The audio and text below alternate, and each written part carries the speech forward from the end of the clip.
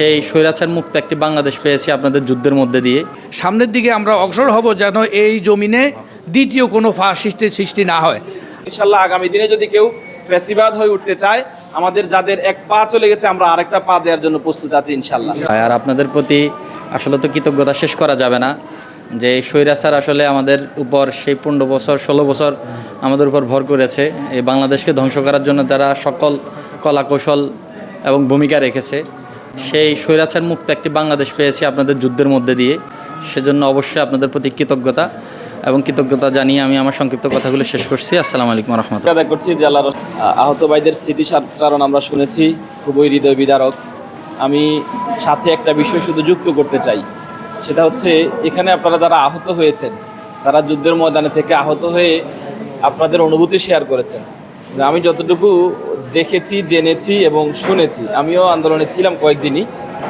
তো সবশেষ আমি যতটুকু জেনেছি, বাহিরের মানুষদের যে সাপোর্টটা ছিল, আমি একজনের একটু স্মৃতিচারণ করছি। ওনার 2 ছেলে, ওনারা ঢাকায় থাকেন।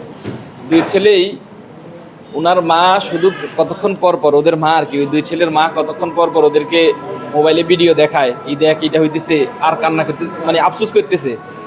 ওই ছেলেরা বলতেছে আরেকজনের ভিডিও দেখে ঘরে বসে বসে আফসোস করতেছেন আর আমাদেরকে যাইতে দিতেছেন না, মানে ঘরের দরজা বন্ধ করে রাখছে, ওদেরকে যেতে দিচ্ছে না। পরে বারবার বলার পর এক পর্যায়ে ওই 2 ছেলের মা বলছে ঠিক আছে যা, আল্লাহর নামে তোদেরকে ছেড়ে দিলাম।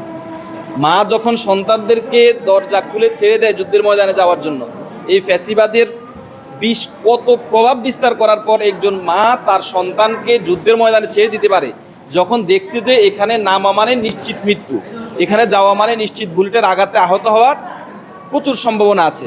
সেই মা যখন তাদেরকে ছেড়ে দিল, ছেড়ে দেওয়ার পর ওই মা আমার সাথে বলছিল যে তার ছোট বোনের বিয়ে হয়েছে, বিয়ের পরে যে বিয়েতে পানি খাওয়ার জন্য যে বোতল ছিল, এই বোতলগুলো ফাঁকা ছিল, এই বোতলগুলোতে পানি ভরে ভরে এবং ঘরে খিচুড়ি রান্না করে যত বক্স ছিল, দধির বক্স টক্স যা ছিল সব কিছুতে পুরে পুরে এনারা রাস্তায় নেমে নেমে এই আন্দোলনকারীদেরকে, মানে আপনাদেরকে সহায়তা করেছে। আমি এখানে নাইম ভাইয়ের কাছ থেকেও শুনেছি ওই দিন যে কে কি খেয়েছে কেউ বিলও রাখেনি, দোকানদাররা যা যেখানে যা প্রয়োজন ছিল মানুষ সর্বোচ্চটা দিয়ে সহযোগিতা করেছে। মানে এটা কোনো দল, কোনো ব্যক্তি, কোনো গোষ্ঠীর আন্দোলন ছিল না, এটা পুরো জাতির, পুরো বাংলাদেশি জাতি, সব শ্রেণী পেশার এবং সব দলের মানুষের একটি গণবিস্ফোরণ ছিল। এটা আমরা কিন্তু নিশ্চিত হয়েছি। এখানে যারা আছেন অনেকের রাজনৈতিক তেমন কোনো পরিচয় নাই, অনেকের হয়তো রাজনৈতিকভাবে কোনো সাপোর্ট আছে, কিন্তু আমরা এই পুরো জাতি সামগ্রিকভাবে সেদিনের বা সেই সময়ের গত বছরের জুলাই অভ্যুত্থানের আন্দোলনটি ছিল একটি ফ্যাসিবাদের বিরুদ্ধে জনমানুষের জনক্ষোভের যে বিস্ফোরণ, সেটি কিন্তু সেদিন আমরা লক্ষ্য করেছি। এবং আজকে জুলাই অভ্যুত্থানের 1 বছর মাত্র এখনও অতিক্রম হয়নি, এখনই আমরা দেখতে পাচ্ছি বিভিন্ন উপায়ে বিভিন্নভাবে সেই জুলাইয়ের যে স্পিড সেটি কিন্তু ব্যাহত হচ্ছে। আমরা এখানে জামাতের যে নেতৃবৃন্দ আছে এবং জুলাই যারা যুদ্ধাহত আছেন, আপনাদের সকলকে আমরা অনুরোধ করবো এবং আমরা সহ আমরা বিশ্বাস করি ইনশাল্লাহ আগামী দিনে যদি কেউ ফ্যাসিবাদ হয়ে উঠতে চায়, আমাদের যাদের এক পা চলে গেছে আমরা আরেকটা পা দেওয়ার জন্য প্রস্তুত আছি ইনশাল্লাহ। আমাদের যাদের একটা চোখ চলে গেছে আমরা আরেকটা চোখ দেওয়ার জন্য প্রস্তুত আছি। আমরা যতবার ফ্যাসিবাদ ফিরে আসবে আমরা ততবার জুলাই ফিরিয়ে আনবো ইনশাল্লাহ। এই উদারতা আহ্বান রেখে আমার কথা শেষ করছি। আসসালাম।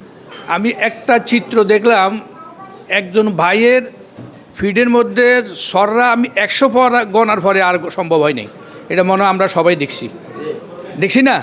তো এই জন্য আমরা এই স্মৃতিগুলো স্মরণ রেখে সামনের দিকে আমরা অগ্রসর হব যেন এই জমিনে দ্বিতীয় কোনো ফাসিস্টের সৃষ্টি না হয়।